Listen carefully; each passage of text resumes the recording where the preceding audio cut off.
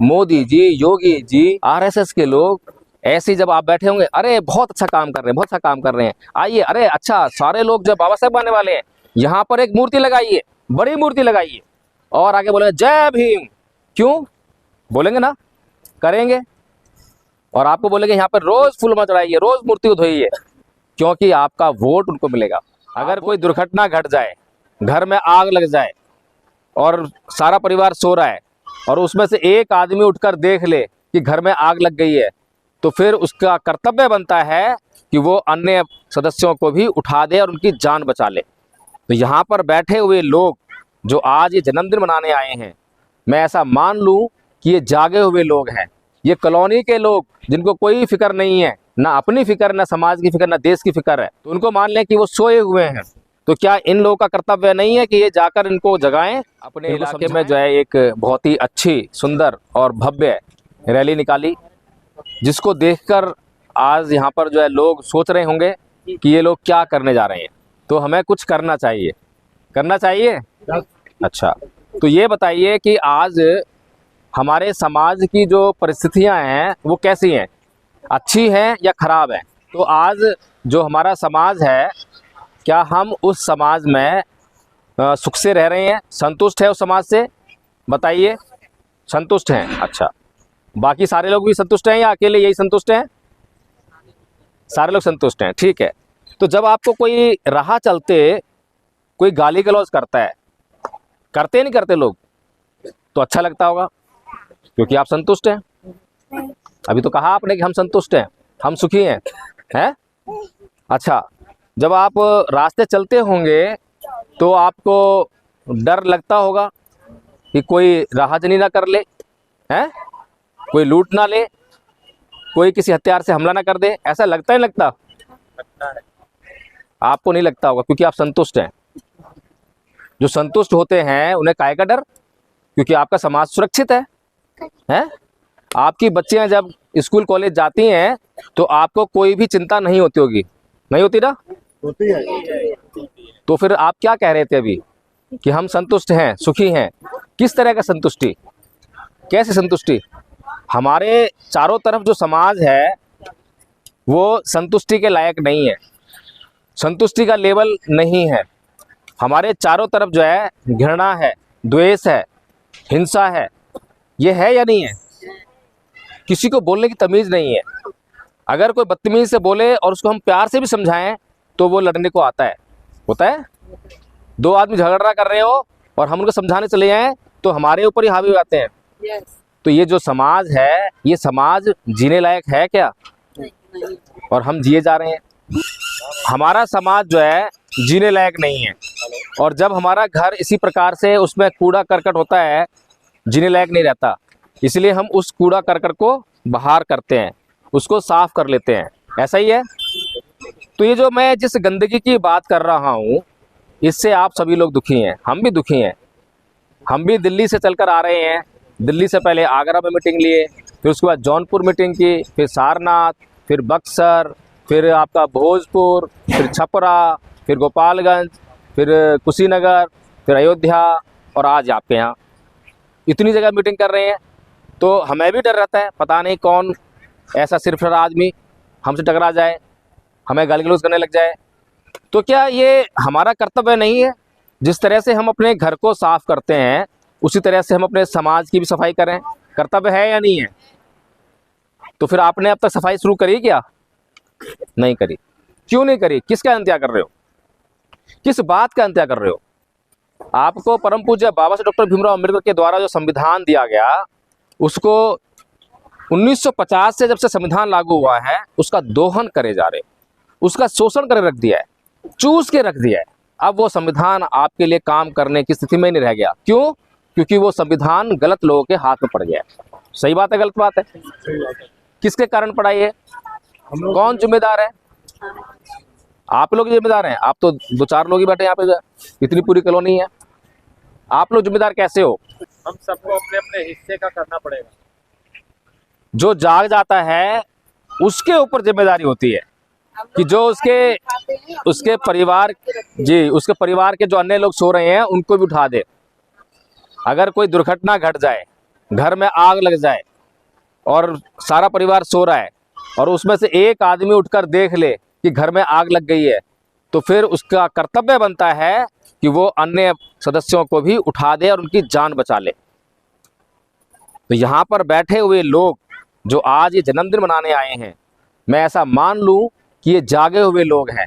ये कॉलोनी के लोग जिनको कोई फिक्र नहीं है, ना अपनी फिक्र, ना समाज की फिक्र, ना देश की फिक्र है, तो उनको मान लें कि वो सोए हुए हैं। तो क्या इन लोगों का कर्तव्य नहीं है कि ये जाकर इनको जगाएं, इनको समझाएं? है तो कैसे समझाएंगे? परम पूज्य बाबा साहब डॉक्टर भीमराव अंबेडकर का मिशन पिछले 70 साल से चल रहा है, लेकिन मिशन पूरा नहीं हो रहा, मिशन पीछे जा रहा है। कौन सा मिशन था बाबा साहेब का? किसी को मालूम है? बाबा साहेब को कितने लोग जानते हैं?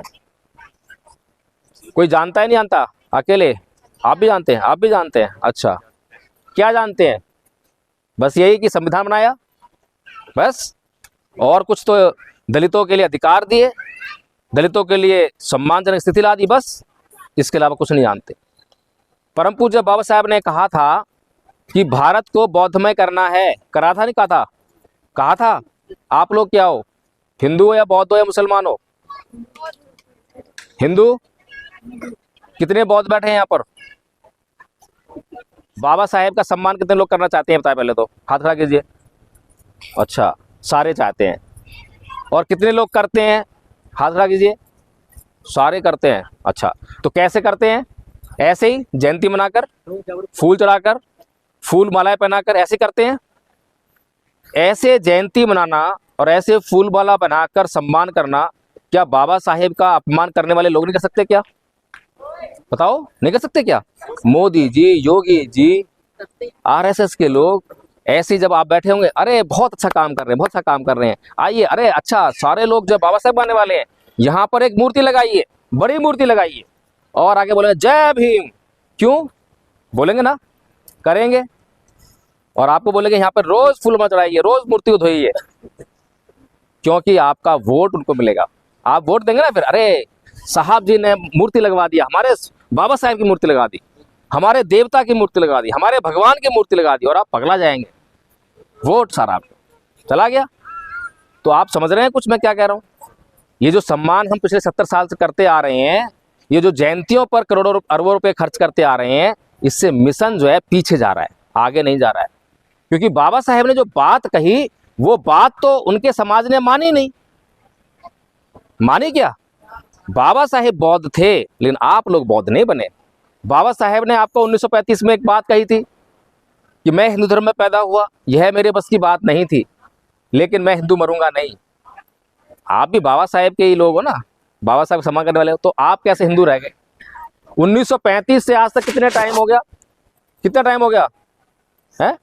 100 साल होने वाले हैं, और आपको अभी तो ये बात नहीं समझ में नहीं आई। किस किस ने ये बात सुनी बताइए? हाथ खड़ा कीजिए। कौन कौन इस बात को जानता है? जानते हो आप? कौन कौन बाबा साहेब की इस बात को जानता है? तो आपका कसूर नहीं है, बिल्कुल कसूर नहीं है। ये उन लोगों का कसूर है जो दिन रात बाबा साहेब की जयंती मनाते हैं, जो बाबा साहेब के कार्यक्रम करते हैं, जो बहन जी के कार्यक्रम करते हैं, जो मानवर साहब कांसी राम जी जन्म मनाते हैं। ये उन लोगों की गलती है, क्योंकि उन लोगों का कर्तव्य है कि बाबा साहेब के विचार को घर घर तक लेकर जाएं। अगर बाबा साहेब का विचार घर घर तक नहीं जाएगा तो फिर वो जानेंगे कैसे? जब लोग जानेंगे नहीं तो किस बात का मिशन पूरा करेंगे? हैं? बाबा साहेब का मिशन अधूरा, हम सब मिलकर करेंगे पूरा। कैसे करेंगे पूरा? ऐसे ही पूरा करेंगे। पिछले 70 साल में क्या हो रहा है? पिछले 70 साल में बाबा साहेब ने 56 में उन बौद्ध धर्म ग्रहण किया था। 14 अक्टूबर 1956 बौद्ध धर्म ग्रहण किया था, और उसके बाद अब तक 70 साल से अधिक हो गए हैं। और भारत में बौद्धों की संख्या, बच्चे बच्चे खड़े हो जाओ, खड़े हो जाओ, खड़े हो जाओ, खड़े हो जाओ, आप खड़े हो जाओ बेटा। पहले शर्त थी ना बेटा, तो जब तक हम स्कूल में हैं और स्कूल कॉलेज में अगर नियम नहीं मानेंगे, खड़े हो जाओ बिल्कुल। कहाँ है घर आपका? जाइए घर। क्या नाम है बच्चे का, मालूम है? ठीक है, जाइए घर। डिसिप्लिन लागू करना बहुत जरूरी है। हाँ, तो बाबा साहेब ने तो अपना काम पूरा किया। कैसे काम पूरा किया? आप लोगों के लिए तड़प तड़प कर। कोई दुख, कोई मुसीबत ऐसी नहीं जो उन्होंने ना झेली हो। लेकिन ये समाज, क्या कहें इसको, परम पूज्य बाबा साहब डॉक्टर भीमराव अंबेडकर और नेहरू जी एक बार संसद से बाहर निकल रहे थे। नेहरू जी बाबा साहब से बोलते हैं कि अरे बाबा साहब, तुम किन लोगों के लिए काम कर रहे हो, ये तुम्हें कुछ नहीं देने वाले। अच्छा हो तुम कांग्रेस ज्वाइन कर लो, तुम्हें बहुत कुछ मिलेगा। क्योंकि उस समय बाबा साहब अपना पहला ही चुनाव हार चुके थे। कौन हारा था चुनाव? वो व्यक्ति जिसने इस देश के लोगों को वोट का अधिकार दिया। पहली बात तो उस व्यक्ति के सामने किसी को चुनाव लड़ना नहीं चाहिए था, किसी पार्टी को चुनाव लड़वाना नहीं चाहिए था, लेकिन चुनाव लड़ा गया, चुनाव लड़वाया भी गया और बाबा साहब चुनाव हरवाया भी गया। कौन जिम्मेदार है? लेकिन बाबा साहब तो बाबा साहब थे, वो ऐसे ही महान नहीं है। बाबा साहब पलट कर जवाब देते नेहरू जी को कि ऐ नेहरू जी, मैंने इस समाज में जन्म लिया है और इस समाज का मेरे ऊपर कर्ज है। अगर मेरा समाज मुझे पीट पीट कर लैंप पोस्ट पे लटका दे तो भी मैं इसके लिए ही काम करूंगा, मरते दम तक काम करूंगा। आप में से है कोई? है?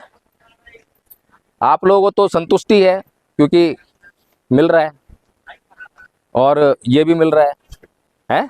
घर भी बन गया है, आपको छीनने नहीं आ रहा है, संविधान में अधिकार मिल गया है, कुछ छीनने आएगा तो सुप्रीम कोर्ट पहुंच जाओगे। है? इसीलिए आपको तो कोई फिक्र नहीं है। जिस दिन कोई डंडा लेकर आएगा, आपके घर को आग लगाने आएगा, उस दिन चीत्कार कर लेंगे, चिल्ला लेंगे, हमें क्या पड़ी है। तो बाबा साहेब का मिशन जो है उसको समझना बहुत जरूरी है, क्योंकि बाबा साहेब के मिशन को पूरा करने के लिए बाबा साहेब ने जो है बहुत जोर लगाया है।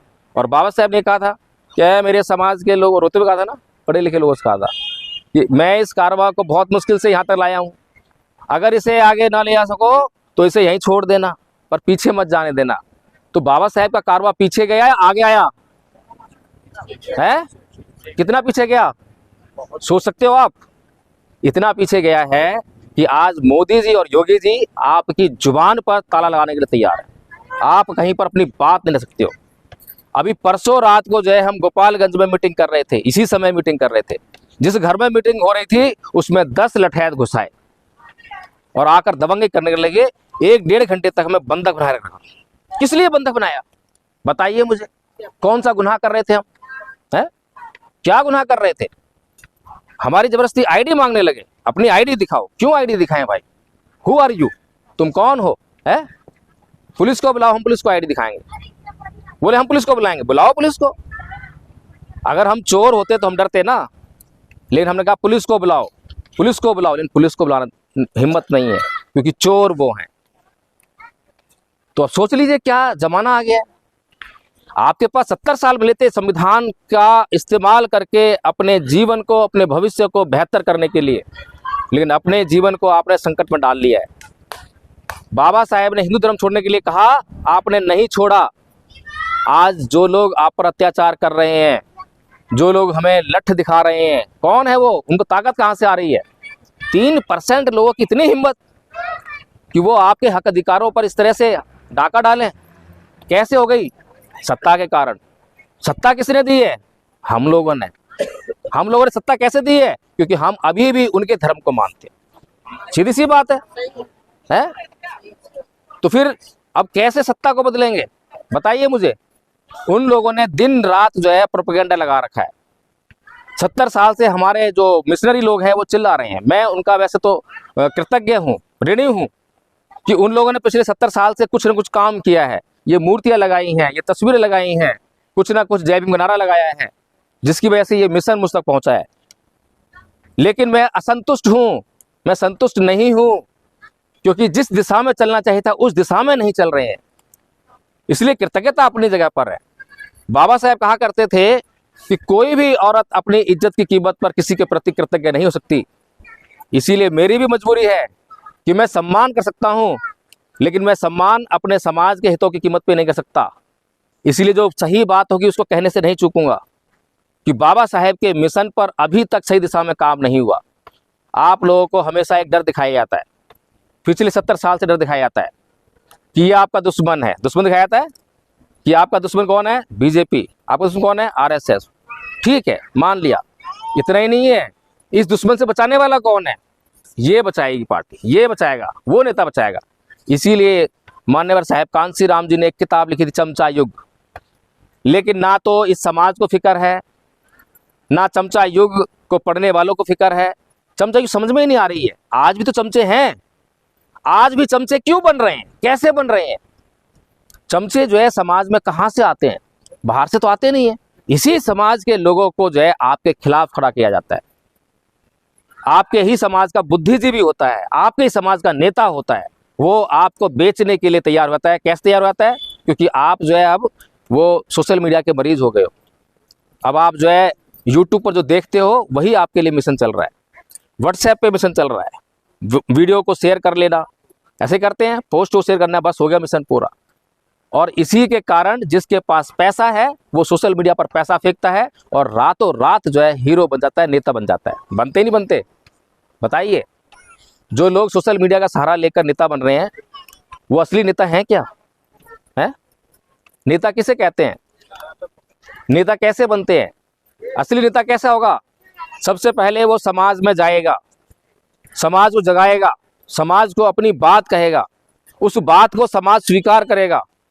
और जब उस नेता को स्वीकृति मिलती है और वो समाज जब उस नेता के पीछे चलने के लिए तैयार रहता है, तब उसको कहते हैं नेता। लेकिन आजकल तो स्वीकृति जो है इंटरनेट में मिल जाती है जी। तो अब यहाँ पर क्योंकि बहुत लंबी चौड़ी बात नहीं कहेंगे, काम की बात करेंगे। मिशन बहुत गंभीर हालत में पहुंच चुका है। तो अब क्या करना है? किसी के पास कोई प्लानिंग है, कोई योजना है? क्या करना चाहिए बताइए। या तो आप अपनी योजना बताइए, नहीं तो कुछ हम बताते हैं। हैं? आप अपनी योजना रखें। हम ही रखें? चलिए, तो बाबा साहेब की जो बात है, क्योंकि बाबा साहेब इस दुनिया के महानतम व्यक्ति हैं, the sun, the symbol of knowledge, the greatest Indian, ऐसी जो ख्यातियां हैं किसी और को नहीं मिली हैं। किसी और को मिली है क्या? पूरी दुनिया में कार्ल मार्क्स की जो विचारधारा पर पार्टी है, साम्यवादी पार्टी, वो पूरी दुनिया में फैली हुई है, लेकिन उसको भी किसी ने ये नहीं कहा कि the sun, the symbol of knowledge. कहाँ जा रहे हैं आप लोग? एक बच्चे को लेकर जो है 3 लोग जाएंगे? ऐसे मिशन कैसे चलेगा? है? ऐसे तो सारे मिशनरी गायब हो जाएंगे। थोड़ी देर बाद छुट्टी हो जाएगी। हाँ, बड़ी मुश्किल से तो मिशनरी इकट्ठा हुए हैं, थोड़ा जागने लगे हैं। आप भी जा रहे हो? बच्चे आपके भविष्य का सवाल है, बहुत बहुत गंभीर हालात में है? अब तो बात शुरू हुई है। तो बाबा साहेब ने जो है जो बात कही, हमने उसका अनुसरण नहीं किया, इसीलिए हम दुख में हैं, संकट में हैं। ये बात ठीक है या नहीं है? जो आदमी हमारे भले की बात कहे, जैसे हमारे माता पिता, कोई भी माता पिता अपने बच्चों की भले की बात करते हैं, उसे दिन रात कहेंगे भाई तू पढ़ ले, और बच्चा जो उनकी बात को इग्नोर करता है। जो जितनी ज़्यादा इग्नोर करता है उतने ज़्यादा दुख। पढ़ेगा नहीं, फिर नौकरी कहाँ से मिलेगी? नौकरी नहीं मिलेगी तो भूखों मरेगा, मजदूरी करेगा। तो इसीलिए हमारे पूर्वज परम पूज्य बाबा साहब डॉक्टर भीमराव अम्बेडकर ने भी हमारे लिए बहुत कुछ कहा है, सब कुछ कहा है। कोई भी ऐसी बात नहीं रहने दी जो आपके लिए अधूरी हो। आपके दुखों को दूर करने की एक एक बात बताकर गए हैं। तो पहली बात तो उन्होंने यही बताई कि हिंदू धर्म को छोड़ना है। अगर इस समाज ने हिंदू धर्म को छोड़ दिया होता तो भारत में हिंदू धर्म की क्या स्थिति होती? क्या होती? कितने लोग इस देश में हिंदू रह जाते? मुश्किल से 3-4%। तो हिंदू धर्म क्या होता? अल्पसंख्यक। तो समस्या वहीं कट गई होती।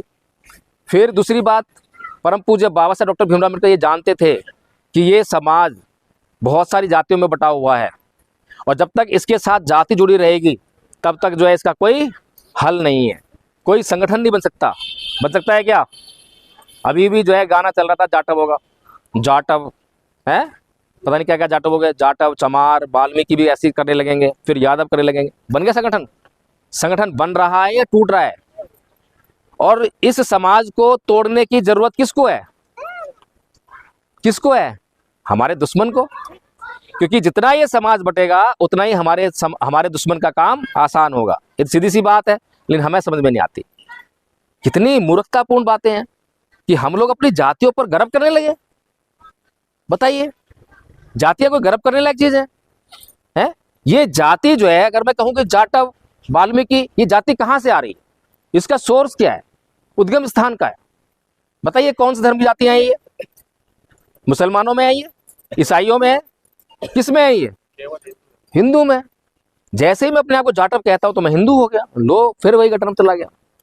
जहां से बाबा साहब निकालना चाह रहे हैं मैं वहीं बार बार जाने की कोशिश कर रहा हूं, तो कैसे उद्धार होगा मेरा? तो इसीलिए परम पूज्य बाबा साहब ने जो दूसरी बात कही थी कि भारत को बुद्धमय करना है, खुद बाबा साहब ने धर्म को परिवर्तन किया, धर्म ग्रहण किया, और उनके साथ में लाखों लोगों ने धर्म परिवर्तन किया। लेकिन सोचने वाली बात है, कार्ल मार्क्स के जब मृत्यु हुई तो केवल 14 लोग थे उसकी मृत्यु पर, उसके साथ, और 14 लोगों ने इतना काम किया कि आज पूरी दुनिया में कोई देश ऐसा नहीं है जिसमें उसकी विचारधारा पर पार्टी ना हो। और आधी दुनिया तो लाल कर दी उन्होंने जो है। हमारे देश में कई राज्यों में सरकारें बनी, बंगाल, केरल है, लेकिन बाबा साहेब की विचारधारा जो मार्क्स की विचारधारा से भी कहीं श्रेष्ठ है, वो अपने प्रचार प्रसार के लिए तड़फड़ा रही है। क्यों? उसके साथ 14 लोग और यहाँ पर लाखों लोग। बताइए लाखों लोग ज्यादा होते हैं या 14 लोग ज्यादा होते हैं? हैं? लाखों ज्यादा होते हैं। तो बाबा साहेब ने जो है जो बात कही, अब तक तो भारत जो है बुद्धमय हो जाना चाहिए था। पर समस्या ये है कि आखिर बौद्ध धर्म को अपनाने में अड़चन क्या है, समस्या क्या है? कोई समस्या भी तो पता लगे। बुद्ध ने कहा क्या? कोई गलत बात कही है? बुद्ध कहते हैं ना ही वेरेन वेरानी समन्ताचनंग अवेरेन च समन्ति ऐस धम्मो सनातनो, कि वैर से कभी वैर शांत नहीं होता, अवैर से ही वैर शांत होता है। बताइए गलत बात कही क्या है? अभी आप अपने बच्चों को क्या सिखाते हो? बताइए क्या सिखाते हो? जिस संस्कृति में आप अभी रह रहे हो वो संस्कृति आपको क्या सिखाती है कि बेटा किसी डरियो मत, कोई एक कहे तो चार कह कहियो, ईंट का जवाब पत्थर से देकर रहियो, यही सिखाते हैं ना। और उसका रिजल्ट क्या होता है? आपका बच्चा कहीं बाहर गया परीक्षा देने के लिए, 2 टकरा गए उसको जो है ऐसे ही ईंट का जवाब पत्थर देने वाले, कुछ कहा सुनी हो गई, उनके पास चाकू था, चाकू मार दिया, बंदूक थी, गोली मार दी, हमारे बच्चे की हत्या हो गई। उस हत्या के लिए कौन जिम्मेदार है? हम नहीं, कल्चर, संस्कृति। ये सांस्कृतिक परिवर्तन कार्यक्रम लेकर आए हैं, संस्कृति जिम्मेदार है। कौन सी संस्कृति? बाबा साहेब जो है 2 संस्कृतियों की बात करते थे कि इस देश में 2 संस्कृतियों के बीच में संघर्ष है। एक तरफ ब्राह्मण संस्कृति है, दूसरी समर संस्कृति, बौद्ध संस्कृति है। सीधी सी बात है। तो ब्राह्मण संस्कृति क्या कर रही है? ईंट का जवाब पत्थर से देने की, साम दाम दंड भेद, ये वो कल्चर है जिसमें हम जी रहे हैं। और हमें बड़ा अच्छा लगता है जब हम फिल्म देखते हैं तो हीरो जो है जब परेशान होता है तो बड़ा दुख होता है, और जब हीरो जो है विलेन की पिटाई करता है तो बड़ा अच्छा लगता है। तो वही दिमाग में सेट हो गया, बदला लेना है ना। लेकिन बुद्ध क्या कहते हैं? बुद्ध कहते हैं कि वैर से कभी वैर शांत नहीं होता। अगर हमने अपने बच्चे को ये सिखाया होता कि बेटा कोई किस तुम्हारे को कुछ कह दे तो कुछ कहियो मत पलट के, शांत रहियो, पूछ लियो, अंकल जी जरूर मुझसे कुछ गलती हुई होगी, बताइए मेरी गलती क्या है, क्यों आप मुझे गाली दे रहे हैं। अगर इतनी बात आपका बच्चा कर देता तो आपका बच्चा मरता। एक संस्कृति बुद्ध की है जो आपकी, आपके बच्चों की हर पल रक्षा करना चाहती है। दूसरी संस्कृति ब्राह्मण संस्कृति है, हर पल आप पर जो है आक्रमण करने के लिए तैयार है, हर पल आपको मारने के लिए तैयार है। आपको समझ में नहीं आ रहा है? तो हमें जो है बाबा साहेब की विचारधारा का प्रचार प्रसार करना है, बौद्ध में भारत बनाना है। तो उसके लिए कैसे बनाए भारत को बौद्ध में? भारत को बौद्ध बनाने के लिए हमने जो सोचा समझा, अब तक क्यों नहीं बना, उस कारण पे हमने गए पहले। तो कारण क्या है? कारण इतिहास में छुपा हुआ है। मैं इतनी डिटेल में बात नहीं करता, मैं सीधी सी बात करता हूँ क्योंकि लंबी बात करने के लिए इतना वो भी नहीं है। अभी पिछले 70 साल में हमने जो है ये जो बौद्ध धर्म जो है इसको खाली प्रतीकात्मक यूज करा। झंडा हाथ में ले लिया, पटका पहन लिया और नारे लगाए। बौद्ध धर्म की क्या पहचान? मानव मानव एक समान। बौद्ध धर्म का यही नारा, करुणा मैत्री भाईचारा। और पूरी कॉलोनी में घुमाओ आप, लेकिन एक आदमी भी सुनेगा भी नहीं, एक आदमी भी इधर नहीं आएगा, जो जहां है वहीं रहेगा। तो कोई फर्क नहीं पड़ रहा है इस बात से। ये इसको कहते हैं सिंबॉलिक प्रचार, ये प्रतीकात्मक है। लेकिन भगवान बुद्ध का धम्म जो है एकमात्र धम्म ऐसा है जो पूरी दुनिया में फैला, और एक बूंद रक्त की नहीं भाई। बाकी के धर्मों को देखो, इस्लाम को देखो कैसे फैला, हिंसा से। ईसाई धर्म हिंसा और लोभ लालच। हिंदू धर्म आप देख ही रहे हो, आपके सामने सारा दिखाई दे रहा है, बोल जय श्री राम। ये फैलाने का तरीका है। लेकिन भगवान बुद्ध का धर्म जो है पूरी दुनिया में निष्कलंक है, अपने गुण के आधार पर फैला। क्योंकि जो व्यक्ति किसी दवा को खा लेता है और दवा खाने के बाद उसको आराम हो जाता है, तो कोई कंपनी उसको सैलरी देने नहीं आती है कि भैया तुम मेरा जा प्रचार कर देना। वो आदमी जो है अपनी कॉलोनी में, अपने रिश्तेदारों में, हर जगह जो है जो भी बीमार दिखाई देता है तुरंत भाग भाग के दवाई बताता है। तो ऐसे ही ये दवाई है, भगवान बुद्ध का धर्म दवाई है।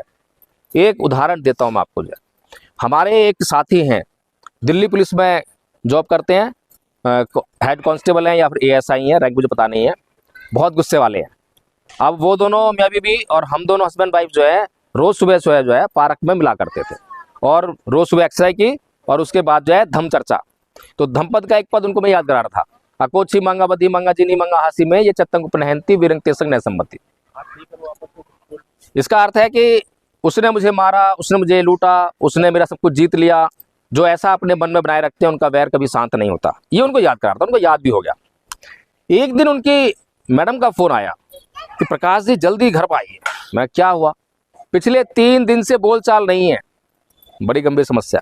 हम लोग घर पे गए तो साहब ड्यूटी से वापस ही आए थे, मैडम उनके लिए पानी लेकर आई। तो बोलते हैं कि अगर ये लोग घर पे ना आए होते तो ये पानी का गिलास तेरे मुंह पर देके मारता। सोचिए कितना गंभीर झगड़ा हो रखा है। तो मैंने उनसे केवल छोटी सी बात पूछी कि आदरणीय जी ये बताइए, हम हर रोज एक गाथा याद करते हैं, उसका मतलब क्या है? बस इतना बता दीजिए। इतना पूछना था, गुस्सा छू, मुस्कुराहट आ गई चेहरे पर। पानी लिया, पानी पी लिया और वो लड़ाई झगड़ा खत्म, एकदम से खत्म। सोचिए दवा है या नहीं है, और इस बीमारी से कौन ग्रस्त नहीं है, कौन सा परिवार बचा हुआ है। तो भगवान बुद्ध का धम्म जो है खाली झंडा उठाने का धम्म नहीं है, ये अमल में लाने का धम्म है। जिसने इस पर अमल लाया वो सुख शांति से भर गया। तब आएगा असली संतोष जीवन में, तब हमारा समाज बदलाव होगा। इस तरह का हम समाज का निर्माण करेंगे तो हमें कहीं पर किसी राहजनी की, लूटने की, पिटने की कोई डर नहीं रहेगा। अभी जो संस्कृति जिसमें आप रह रहे हो उसका प्रचार करने वाले लोगों देखो, वो देश को लूटे जा रहे हैं। उन्हें फिक्र नहीं है, ना देश की फिक्र है ना देश के लोगों की फिक्र है।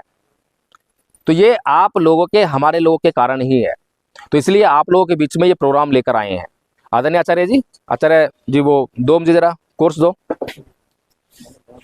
इसके लिए हमने जो है एक छोटा सा कोर्स बनाया है, ताकि पहले हम सीखेंगे और उसके बाद जो है बाकी लोगों को हम सिखा पाएंगे, जो लोग सीखना चाहेंगे, है ना। आपको छोटा सा एक उदाहरण दिखाता हूँ मैं, थोड़ी सी बैटरी बची है।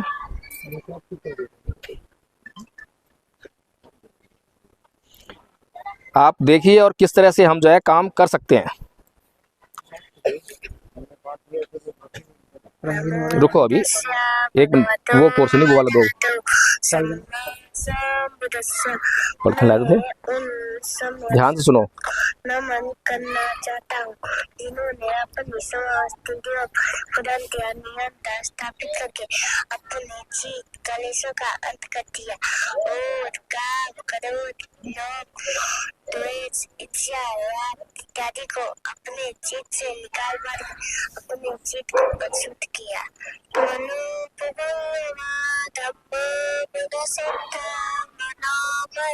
मनसा से पदुतेन वासति वा करोति वा तत्तनं दुःखमनवेति चक्रवातो पदं समे सता सखी। ये बक्सर बिहार के हमारे स्कूल के बच्चे हैं।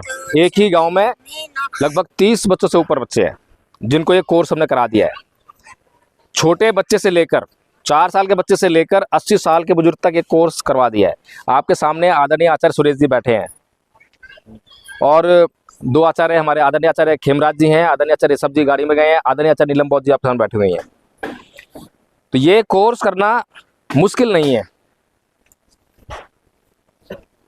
मान्यवर साहब एक बात कहा करते थे, अगर तमन्ना सच्ची हो तो रास्ते 1000 हैं और तमन्ना झूठी हो तो बहाने 1000 हैं। और हम हर बहाने की दवा लेकर आए हैं। केवल ये कहते हैं कि ये कोर्स है ना, ये वाला बताइए, छोटा सा कोर्स है, इतना ही कोर्स है, बस इतना कोर्स याद करना है आपको। अब याद, आप बोलेंगे याद करने से क्या होगा, ऐसे ही बोलेंगे। तो मैं आपको उदाहरण देता हूँ। अगर मैं आपको अपनी गाड़ी गिफ्ट कर जाऊं तो आपको फायदा होगा नहीं होगा? होगा? नहीं होगा। जब तक आपको गाड़ी चलानी नहीं आएगी तो कैसे फायदा होगा? है? चलो मैं थोड़ा सा यहाँ रुक कर आपको गाड़ी चलाना भी सिखा दूंगा, फिर तो फ़ायदा हो ही जाएगा। नहीं होगा, गाड़ी चलानी पड़ेगी। समझ में आ गई बात? तो सीधी बात है, ये कोर्स हम जब आपको याद कराएंगे तो आपको गिफ्ट मिल गया, फिर आपको सिखाएंगे कि इसको अप्लाई कैसे करना है। हमारे संघ में अप्लाई करना भी सिखाया जाता है। आदरणीय आचार्य सुरेश जी बैठे हैं, रोज टोक देते हैं, आचार्य जी आपकी टोन ऊंची हो गई है, शांत कीजिए। और पहले तो हम बोलने में ही आदरणीय शब्द के बिना बोलने नहीं देते किसी को। किसी गलती से अगर कोई बोल दे तो हम जो है उसको टोक देते हैं, आदरणीय जी आपने जो है आदरणीय शब्द का इस्तेमाल नहीं किया। तो ये जो व्यवहार है ये प्रैक्टिस का काम है, प्रैक्टिस करनी पड़ेगी। तो इसको कोर्स को हम कराएंगे भी, करने के बाद आप जुड़े रहेंगे तो व्यवहार करना भी सिखाएंगे, आपको जांच भी करते रहेंगे और हर चीज़ से आपको जो है परिशुद्ध कर देंगे। और जब आप सीखेंगे तो दूसरे भी सीखेंगे। क्या सीखते हैं? जैसे कि मैं आपको अगर गाली देना सिखाऊं तो आप इन लोगों को क्या सिखाएंगे, और मैं आपको गाली का जवाब कहूं कि कोई गाली दे तो गाली मत देना, ये सिखाऊं आपको, तो आप क्या सिखाएंगे इनको? यही सिखाएंगे। तो जैसे हम होंगे वैसा ही हमारा समाज बनेगा, क्योंकि अभी हम खुद ही गुस्से से भरे हुए हैं, हम खुद ही झगड़ा करने वाले हैं, इसीलिए सारा समाज जो हमारा ऐसा है। भगवान बुद्ध के पास एक बार एक आदमी आया, बोला कि भगवान बुद्ध कितना अच्छा हो, अगर सारी पृथ्वी पर चरम बिछा दो, चरम मतलब चमड़ा, अगर चमड़ा बिछा दो तो किसी को कांटा नहीं चुभेगा। कांटे बहुत फैले पड़े हैं, बड़ा परेशान था कांटों से। कितनी अच्छी बात कही उसने लोगों के कल्याण के लिए। भगवान बुद्ध बोले कि भाई बात तो ठीक कह रहा है, लेकिन कितना अच्छा हो, उस चमड़े में से छोटा टुकड़ा काट ले चमड़े का और 2 जूते बना ले, पूरी दुनिया में जहां मर्जी घूमियो कहीं कांटा नहीं चुभेगा।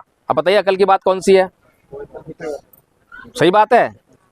अब इसका मतलब समझ में आया कि क्या कह रहे हैं भगवान बुद्ध? ये नहीं समझ में आया होगा। इसका मतलब ये है कि ये संसार दुष्शील प्राणियों से भरा पड़ा है, हर जगह गाली देने वाले हैं, हर जगह झगड़ा करने वाले हैं, कहाँ कहाँ आप जो है बचते फिरोगे।